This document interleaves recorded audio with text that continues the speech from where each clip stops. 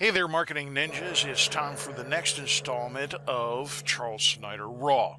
I'm a little bit behind schedule, but don't let that stop you from enjoying this video and all the other ones. So please be sure to follow us on social media and subscribe to our YouTube channel. Again today, just kind of to speed things up a little bit, I'm taking another question that I received from our audience on Quora, which seems to be growing here lately because I've been answering a lot of stuff on Quora.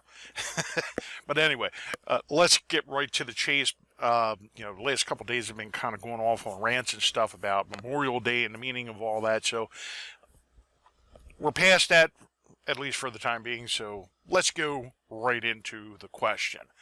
If you have had a new client in SEO with a site where both the blog and the support docs, the facts, the frequently asked questions, and the API docs are on subdomains, would you recommend moving those into subfolders instead?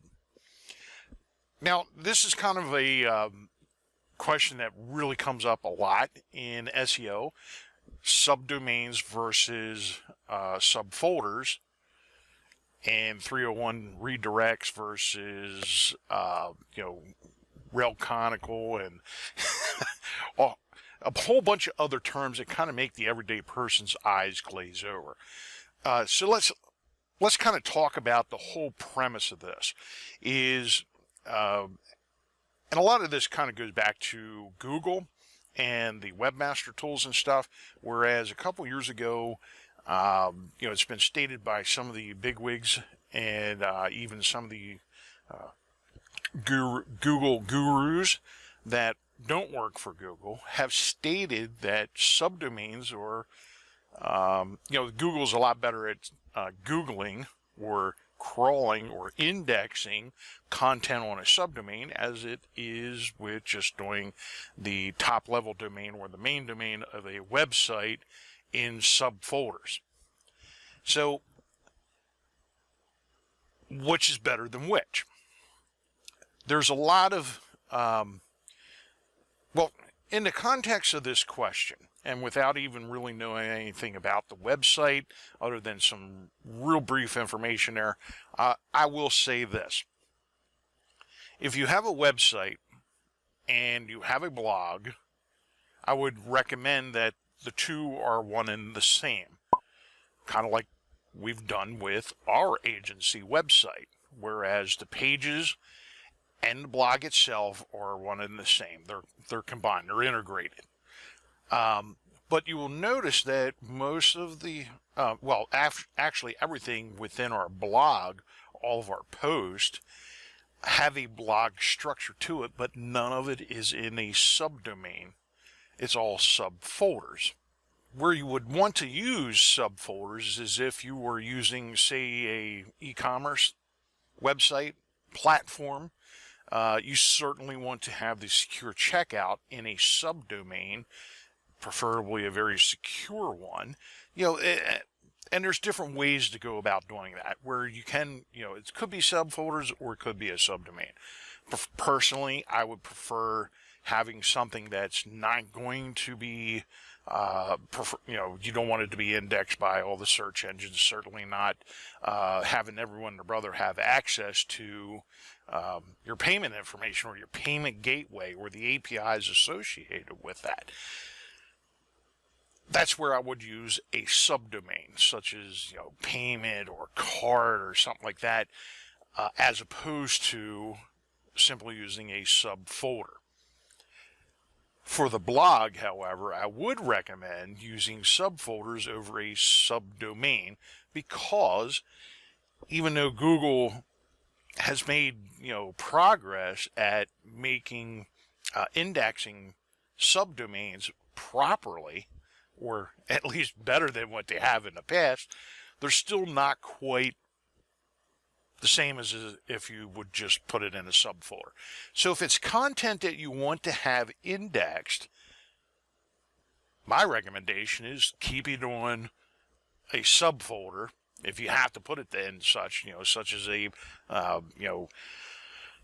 xyzexample.com/blog/ whatever linking structure you use to name your individual blog post, your categories and stuff like that.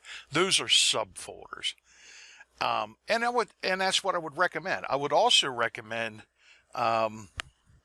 especially frequently asked questions, if they were frequently asked and visited, why would you have them as a document as opposed to, say, like a frequently asked category in the blog?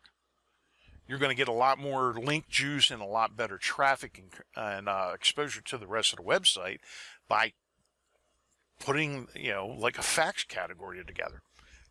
And that's the reasoning behind why our facts are frequently asked questions, even though we rearranged a lot of it and we did away with some of it, specifically dealing with just web hosting. We still have frequently asked questions as a blog category on our website. Now, obviously, the more secure stuff like the API information, you want to have that secure, and that should be a document. But your frequently asked questions is actually content that should be on your blog, or at the very least on your website, because it's highly traveled. It should be, or theoretically, it could be highly trafficked content.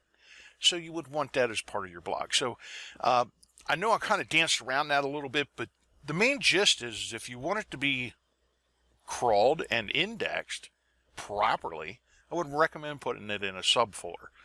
If you're not so much worried about it, such as a document for the APIs, it doesn't hurt putting it into a subdomain.